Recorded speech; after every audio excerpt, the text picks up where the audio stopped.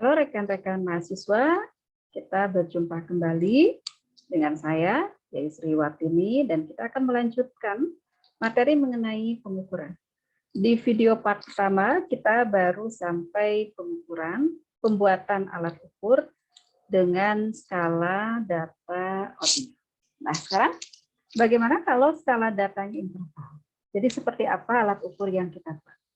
Di sini ada beberapa bentuk alat ukur atau bentuk pertanyaan yang menurut para pakar statistik dan metodologi penelitian kuantitatif ini termasuk ke dalam skala ukur interval. Ya, yang pertama ada skala Likert. Nah, biasanya skala Likert ini digunakan untuk mengukur sikap seseorang tentang suatu objek. Setiap pertanyaan ini berubah menjadi pernyataan dan dihubungkan dengan jawaban yang berupa dukungan atau pernyataan sikap yang diungkapkan dengan kata-kata seperti sangat setuju, setuju, netral, tidak setuju, dan sangat tidak setuju. Atau bisa juga diganti dengan kata lain yang sesuai dengan kategorinya. Sebagai contoh, Anda perhatikan pada tabel di bawah ini ya. Pertanyaannya adalah, menurut Anda, apakah kereta api merupakan transportasi dengan kondisi berikut ini? Nah, peneliti sudah menyebutkan beberapa kondisi dari kereta api, seperti yang pertama, tercepat. Nah, bagaimana di sini pernyataan sikap dari responden ketika disebutkan bahwa kereta api merupakan transportasi tercepat? Maka jawabannya apakah sangat setuju, setuju, biasa saja, tidak setuju, atau sangat tidak setuju. Ya.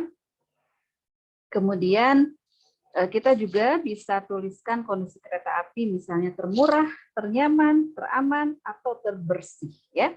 Nah, karena kata-kata tercepat, termurah, ternyaman, teraman, dan terbersih ini bermakna positif, ya, maka pernyataan sangat setuju itu kita beri skor 5. Dan pernyataan sangat tidak setuju diberi skornya 1. Ya.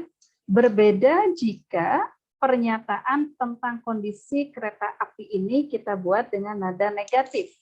Misalnya, terlambat, ya, termahal, kemudian tidak aman, tidak nyaman, dan kotor. Nah, itu kan kata-katanya bermakna negatif, maka untuk pernyataan sikap sangat setuju diberi poin 1, dan sebaliknya pernyataan sikap sangat tidak setuju diberi poin 5. Ya. Lalu bentuk lain lagi dari pertanyaan dengan skala ukur interval ada skala diferensial semantik. Jadi sebenarnya tidak jauh berbeda dengan skala Likert, tetapi semantik ini, ya, semantik ini menyajikan alternatif jawaban yang alternatif jawabannya disediakan oleh peneliti itu berada di dalam 2 kutub. Ya, Anda perhatikan di sini kutub yang pertama dari pertanyaan pertama. Bagaimana pendapat Anda mengenai moda transportasi kereta api? Nah, pernyataan sikap di kutub pertama itu kita tuliskan yang bernada positif, ya, mulai dari nyaman, aman. Kemudian sebaliknya di kutub sebelahnya kita berikan pernyataan yang kontras, yang berbeda. Kalau nyaman berarti kebalikannya tidak nyaman, ya. Nah, di antara pernyataan sikap nyaman dan tidak nyaman dan seterusnya itu ada rentang skor. Ada rentang skor, biasanya ganjil.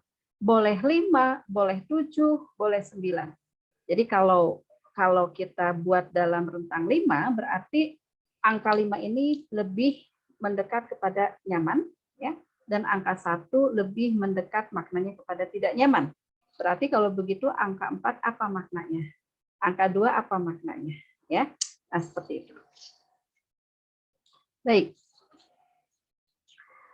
Lalu yang terakhir ini adalah bentuk pertanyaan yang mengadopsi karakteristik rasio. Pertanyaan pada level rasio mengukur objek, perilaku, dan keyakinan pada sebuah kontinum disertai dengan sebuah sumber nol yang tetap. Penempatan pada kontinum ini mencerminkan taraf objek, perilaku, atau keyakinan yang diukur mempunyai lebih banyak, lebih sedikit, atau bahkan tidak mempunyai karakteristik target. Untuk umum, ukuran rasio adalah pertanyaan penjumlahan konstan. Seperti contohnya di bawah ini ya. Coba Anda pikirkan alasan Anda menggunakan moda transportasi kereta api. Asumsikanlah bahwa Anda mempunyai angka 100. Maka bagi angka 100 itu ke dalam beberapa alasan. Jadi kalau diberikan ada 4 alasan, maka untuk pengukuran rasio di sini boleh menempatkan atau memberikan skor yang paling besar dan bahkan 0 pun boleh. Seperti dalam contoh ini ya. Jadi 3 alasan diberikan angka, sementara alasan supaya terlihat low profile ini angkanya 0. Jadi kalau ditotalkan menjadi 100 ya. Baik. Rekan-rekan mahasiswa, mudah-mudahan Anda tadi mengerti ya, paham dengan penjelasan bagaimana membuat pertanyaan atau alat ukur jika skala datanya berbeda-beda. Tadi ada bentuk nominal, ordinal, interval, dan rasio ya. Nah, di slide ini saya memperlihatkan ada sebuah operasionalisasi konsep yang ingin mengukur tentang perlakuan kekerasan pada anak-anak. Nah, sebenarnya ini sudah pernah saya terangkan di pertemuan kedua. Jadi, awalnya adalah konsep perlakuan anak-anak. Tetapi ketika kita ingin melakukan penelitian, maka mau tidak mau kan kita harus melakukan pengukuran.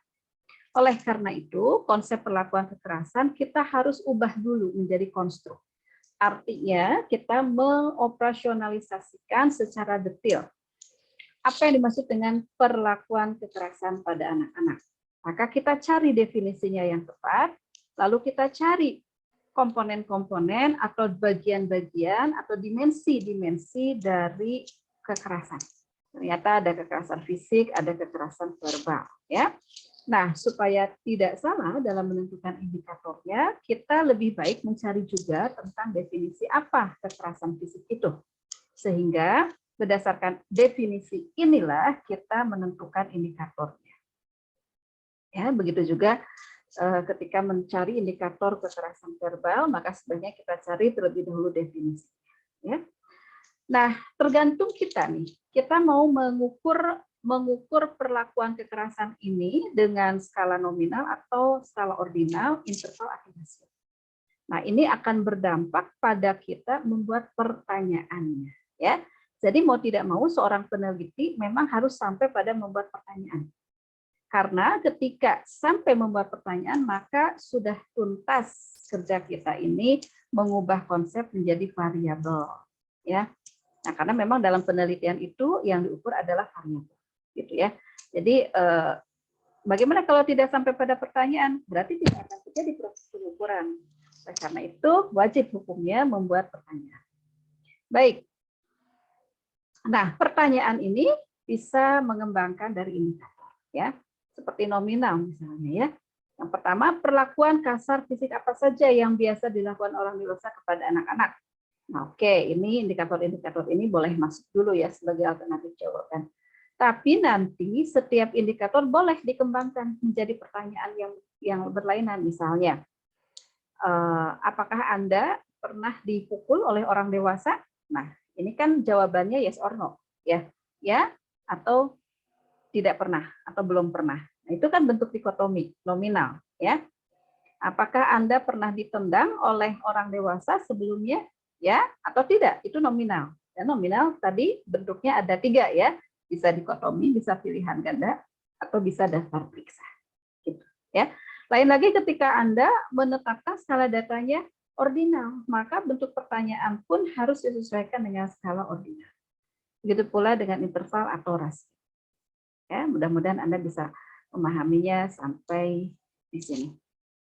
Nah, ini juga sama ya, ada contoh lain yang saya sudah buat operasionalisasi konsepnya, artinya saya sudah mengubah dari konsep ke konstruk, tinggal disempurnakan menjadi variabel, artinya Anda harus membuat pertanyaan dari indikator-indikator ini yang disesuaikan dengan skala datanya. Begitu. Nah, ini mungkin bisa menjadi bahan latihan Anda supaya Anda bisa lebih memahami lagi, ya. Karena ternyata membuat pertanyaan untuk proses pengukuran itu tidak mudah, harus sesuai dengan skala data yang ditetapkan. Baik, rekan-rekan mahasiswa, selamat belajar dan selamat mengerjakan latihannya. Sukses selalu untuk Anda dan terima kasih. Kita bertemu lagi di video materi berikutnya. Sampai jumpa.